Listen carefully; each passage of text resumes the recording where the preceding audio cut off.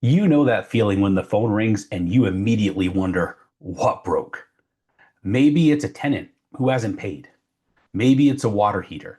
Maybe it's an AC unit and it's the middle of summer.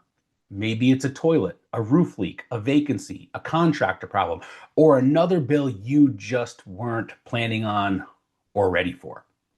That is a side of rental property investing people do not talk about enough. A lot of investors are sold on passive income, but what they actually end up with is a second job.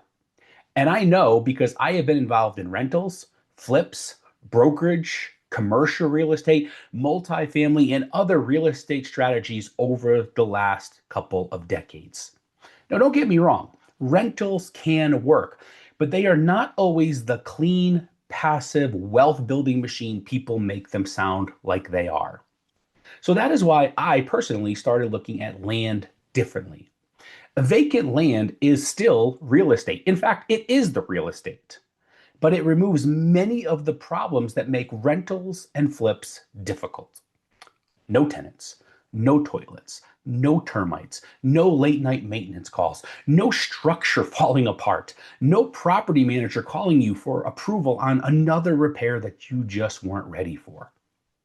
After doing over 1,500 land deals, I can tell you that land is not magic and it's not automatic. But when you understand how to find, evaluate, buy, and sell correctly, it can be much more of a cleaner way to build wealth and build a real estate business. So in this video, I'm going to break down why I stopped focusing on rentals and flips and all those other things that I mentioned and started buying land instead. Again, it's not because rentals are bad. I still have them. It's not because flips cannot make money. My business partner, Gina, still does them regularly. But because for the way I want to build wealth and run a business, land made a whole lot more sense for me. So there are three major reasons why I prefer land over rentals and flips. The first is the management and the operational difference between them. A rental property is not just an investment, it's an operating business, right? You have tenants, you have lease issues, you have repairs, you have vacancy, you have insurance, you have property taxes, you have property management, you have maintenance, you have turnovers, especially if you're in lower end things where people are moving out regularly. You have people living inside of your asset. And that last part is a huge deal, right? When someone lives in your asset, they can damage it. They can stop paying. They can create legal problems for you. They can call you every single time something breaks. Even if you hire a property manager, the problems, they don't disappear. You're just paying someone else to be the first call. That cost still comes back to you. And in reality, it's even higher now because you're paying somebody to take care of it. If the roof needs to be replaced, the property manager handles it, but you pay for it. If the HVAC goes out, you pay for it. If the tenant leaves and the property needs work because it can be rented again, now you're not making any money off of it and you pay for it. If the property sits vacant, you're the one carrying it. You still have to pay your mortgage on that property. And that's where a lot of investors get surprised. They buy a rental thinking it's going to cash flow for $300, $400, $500 a month. But then vacancy, maintenance, management, insurance, taxes, and repairs start eating into that number. And again, this is not saying that rentals are bad, but it does mean that the actual return is often very different from what people thought they were buying. And flips, well, a little bit less moving parts, do have a similar problem. See, people see the TV version of flipping and think it's all about buying a house, fixing it up, and making a huge profit. But the real version of that is much different. There's a lot of moving parts and a lot of people involved, contractors, permits, costs for materials, your holding costs while you're doing the work, insurance, utilities, surprises, right? You start ripping apart those walls and you find stuff behind them. What does that turn into? Delays, the market shifts, buyer demands change, issues with lenders, appraisal issues. And every day that that project drags on, your money is tied up and your stress level is going up. Again, I'm speaking about this from real world experience. So I'm going to give you real examples, right? Towards the end of my time focusing more on houses, we did 4 flips and we made about $60,000 total in them. Now, $60,000 is not nothing, But when you factor in the time, the contractor issues, the holding costs, the decisions, the delays we faced, the risk, and the stress that we were having, I started asking myself whether this was really the business that I wanted to keep building. And then we did a larger project that should have been a better opportunity, but it turned into exactly the kind of situation that makes people burn out on houses. And it made me feel that way. The rehab, it went sideways. The costs got out of control. The timeline stretched. There was issue after issue. Then there was even a fire in the house from an old oven, and that delayed everything for months. And that was one of those moments where I stepped back and I thought, why am I choosing this kind of stress when I already understand a simpler real estate model? Because with land, I still had the real estate upside. I still had negotiation. I had the ability to buy below market and sell for a profit. I had multiple exit strategies. But what I didn't have was rehabs. I didn't have contractors. I don't have to worry about tenants. I didn't have to worry about appliances that created those fires. I didn't have to worry about fires, right? I didn't have to worry about the structure falling apart on me. I didn't have to worry about that same kind of operational drag that I'm talking about. Now, I'm not saying that this means that land doesn't have any work involved. It's completely the opposite. It does have work, but that work is different. The work is finding the right deal, evaluating it correctly, buying it right, and then selling it to the right buyer. And for the kind of business I wanted to build, that made a whole lot more sense.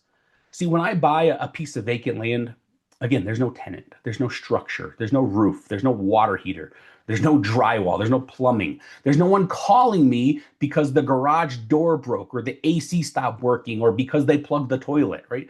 The property is only land. Now, does this mean that there's no risk? No, there's absolutely risk, but you can mitigate it. Okay? You have to find the deal. You have to evaluate the property. You have to understand the market. You have to know the access, the zoning, the utilities, the topography, the flood zone, the wetlands, the soil restrictions, the title, the taxes, what comparable sales are in the area, and if there's even a buyer demand. But here's the key difference, right? With rentals and flips, a lot of the problems show up after you already own the property. But with land, these big issues, they're researched before you buy it. And that's one of the reasons why I like land so much. The risk is not eliminated, but a lot of it's front loaded. It's in our due diligence. If you know what to check before you close, you can avoid many of the problems that trap new investors. The second reason I prefer land is the speed of it. Rental properties are usually a long-term wealth building strategy. You buy the house, you rent it out, you hopefully cash flow a little bit every month. The tenant is paying down your loan because of that. So because of that, hopefully the property appreciates. And years later, you have acquired wealth through that property. And that can work. Many people do it and they've gotten rich doing it, but it's usually slow. Flipping houses can move faster, but only if the project goes according to plan. And anyone who's done enough projects knows that things are not going to go according to plan on almost all of them. A flip can look great on paper, but one bad contractor, one bad inspection, one permit delay, one unexpected structural issue, one market shift, that changes everything. We used to say whatever we were budgeting for a property, as far as all of those things go, let's double it to be safe. So that just shows you how much buffer you need with rental properties. With land, the business can move very differently. We're usually not buying land at full retail value and waiting years for appreciation to save us, right? We're looking for motivated sellers. We're looking for people who own land that they don't use, they don't want, they inherited, they forgot about, they're tired of paying taxes on, or simply want to liquidate for one reason or another. People aren't emotionally tied to land like they are to houses, and so they don't care as much about the value of it as far as how it makes them feel as wanting to get rid of it. So when we buy correctly, the equity is already there from day one. It's created when we buy. And that's a very different model. Right? If I buy a piece of land for $20,000 and the market supports a resale at $40,000, I don't need to sit and wait 10 years for a tenant to slowly create that spread for me like I do with a house. I also don't need to renovate it. I don't need to manage contractors. I don't need to order cabinets and things like that. I don't have to fight with inspectors. I don't have to hope that my rehab budget stays under control. The profit potential is built right into my acquisition. Now, that doesn't mean that every deal works, right? It doesn't mean that every property sells immediately. It doesn't mean that I can ignore the market factors, but the spread of land can be very different from rentals and flips when you know what you're doing. A rental property may produce a few $100s per month in cash flow. A house flip may take months of rehab and constant management to create profit. And I just showed you like those profits weren't huge. Now, again, that was a number of years ago. So that number, with inflation and everything would be higher today, but it still wasn't a huge number. It was a good number, but not a huge number. Now, a land deal, on the other hand, may produce a large spread in one transaction and you don't even have to touch anything. So again, very different strategies, different risks, different timelines. But if you're trying to build momentum, especially as an active investor, land can be very attractive because you're not waiting years for the business to produce meaningful results and you're not relying on a rehab going perfectly. That is why deal evaluation matters so much. You have to understand what the property is worth, who the buyer is, what problem exists, what makes it marketable, and what your exit strategy should be. The third reason that I prefer land is scalability. Rental properties are difficult to scale because every property adds more operations. What do I mean by that? Well, every property means more tenants, right? Well, those tenants means more leases. Now, when you own more, that means you're going to be doing more repairs. More repairs means more management. Owning more buildings means more insurance. Having more of this means more things that you need to account for. Having all of that means that you're going to have more capital outlaid in expenses. So most problems that can show up also show up at the worst possible time. Have you ever noticed that? For me, for example, with the property I dealt with the fire and all that, it literally happened the day of my wedding rehearsal. That's when I was dealing with this fire. I actually had to leave it and go deal with it. And that was something that I kept noticing over and over again. It never happened at 2 in the afternoon when everything was good. No, it was always when I was in the middle of something or the middle of the night. House flips are also hard to scale because every project has its own moving pieces, right? Again, more contractors, more budgets, more timelines, more materials, more inspections. All those unknown factors creep up more and more with more that you're dealing with, more people that you're having to manage. Now, again, we're not knocking this down. You can build a rental portfolio. You can build a house flipping business. People do it all the time. But you need systems. You need property management to do that. You need reserves, right? You need relationships with lenders. You need relationships with contractors.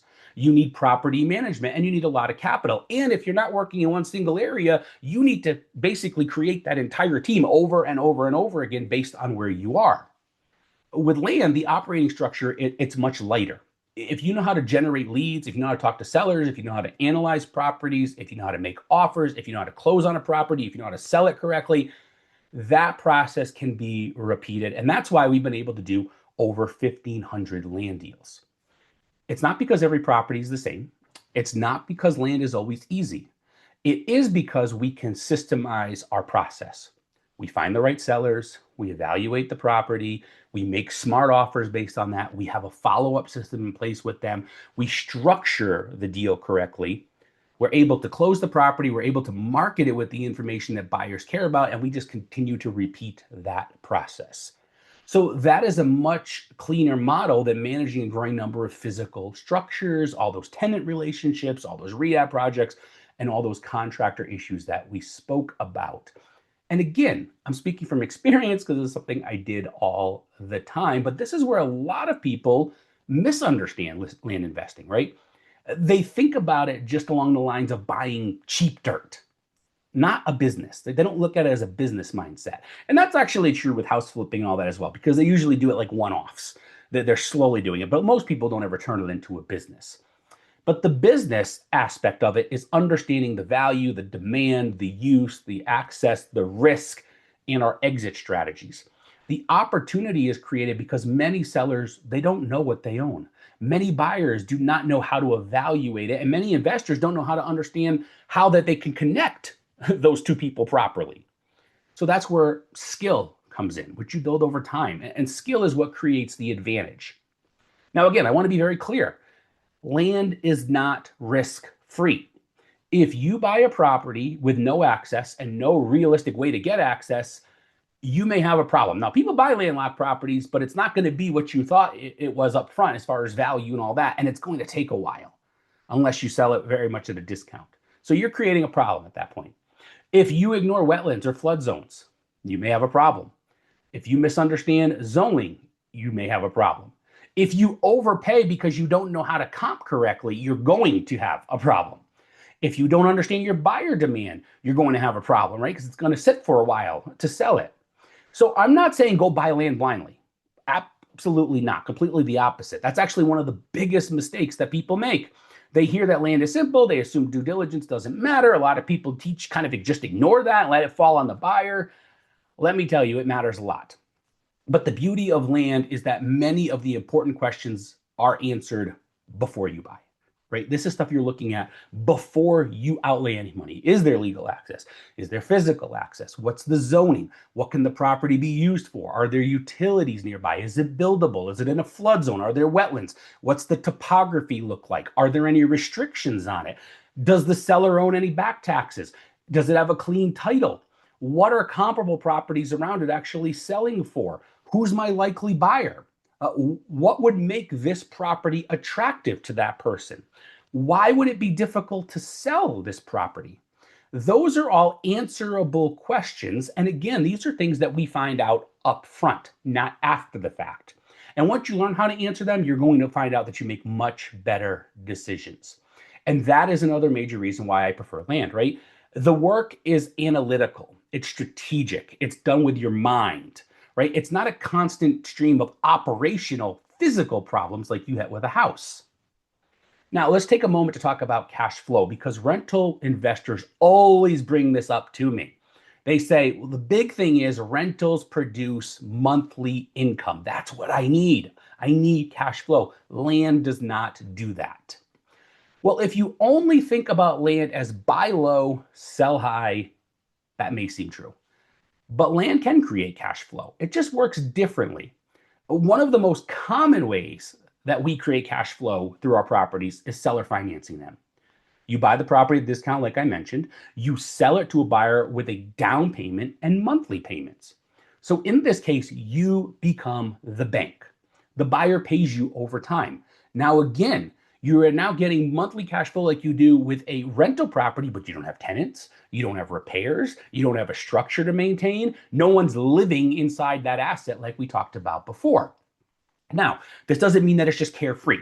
You still need to structure it properly. You need the right paperwork, you need to understand default, you need to know the rules in the state where the property is located. But seller financing is a very real way to create land-based cash flow. And depending on the property, there can be other strategies that we look at as well. We have hunting leases, recreational leases, grazing leases, agricultural leases. You can sell the timber, you can subdivide it, you can look at builder or developer exits, you can look at long-term holds, you can look at double closings, you can transactionally fund them if you need to, you can create partnerships or JVs, you can do entitlements, and on the list goes. Now, not every property fits every strategy I just mentioned, and that's the point, right? Land gives you all of these different options. You're not locked into a single path. And that's very different from rentals, where the primary model is what? Rent collection, right? You're basically collecting rent, you're doing a pay down on your loan, you're getting some tax benefits and depreciation from that aspect, and then you're appreciating your asset over time as they're doing this. So again, with that model, rentals do work. But for me, the land offered more flexibility and it had a lot less moving parts. The other thing I like about land is the competition profile, right? Everybody understands, or at least conceptually understands houses, and they understand rentals. Everybody's heard of flipping. And that's where everybody wants to jump, right? A good rental property hits the market and you may be competing with tons of local investors, out-of-state investors, agents, wholesalers, institutions, retail buyers, right? All of these different people. Well, and the same is true with good house flip opportunities, right? Everyone wants the clean, obvious, easy to understand deal. They say, well, land is more inefficient, right? Many sellers, they don't really know what their land is worth. Many owners, they're not emotionally attached to it. Many inherited properties, they sit unused for years. Many people are tired of paying the taxes on this land that they'll never use. Many parcels, if you look, are just marketed poorly. People don't know how to market land. Many agents don't specialize in land, don't even want to touch it. Many buyers have no clue how to evaluate it. So when you look at all of those things I just mentioned, what that actually does is it creates opportunity for those that do. Not because the business is easy, but because, again, the market for land is inefficient. Like I said, if you understand what others overlook, you are now creating value and you're creating deals. And again, for me, that's one of the reasons that land clicked so well. The advantage was not just capital, it was knowledge, processes, and the ability to see value where others were not looking. That's also why I do not like at all that one size fits all land investing advice. People want to make the business sound like a simple formula. Mail this list, use this percentage, pick this county, only do this strategy, on it goes. But after doing many deals, I can tell you it's way more varied than that. A rural recreational parcel is not the same as an infill lot in a city. 5 acres near growth is not the same as 5 acres in the middle of nowhere. A wooded parcel with road frontage is not the same as a landlocked property behind 3 other properties. A property with utilities at the road is not the same as one where utilities are non-existent or miles away, or you need to use some other form to get your utilities. So because of that, these different types of land require different thinking. And that's one of the reasons that we teach the business the way we do. It's not as one trick, it's not as one formula, but a real investing business. So when I say I stopped focusing on rentals and flips and started buying land, it wasn't because I decided that rentals and flips were bad. It was because I realized that land fit the way that I wanted to build a business better. I wanted real estate without those hassles, without tenants, right? I wanted fewer repairs. I wanted lower holding costs. I wanted a strategy where I was basically equitable right from when I bought. I wanted to have multiple exit strategies. I wanted a business that I could systematize.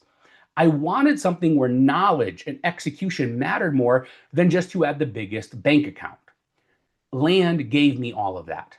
So if you're frustrated with rentals, tired of the landlord model, you're burned out on rehabs, or you're just trying to figure out which real estate strategy makes the most sense for you and your time, money, and goals, then land deserves a serious look from you. This is not some guru hype version, right? This is the real version, the version where you learn how to find sellers, analyze properties, make smart offers, avoid bad deals, and then sell to the right buyers. This is where the opportunity is. So if you're tired of the rental grid, tired of the rehab stress, or just want to understand how land investing business actually works, don't try to piece it together from random videos and outdated advice. Start with our free land investing course. It's in the Start Here playlist right here on this channel, and it walks you through the foundation of the business so you can see if land investing is the right fit for you. And when you're ready for the full system, deeper training, deal evaluation, funding, closing strategies, and more complete path forward, well, that's what we teach inside of the Land Riches Blueprint. But start with the free course first. Watch it in order. Learn the basics, understand the model, and then decide, is this a strategy that I want to build on? If this video helped you, then subscribe to the channel because we are putting out more real-world land investing strategy, deal breakdowns, and market comparisons for you to understand better what's actually working today. These are basically coming out almost every day. And please drop a comment below.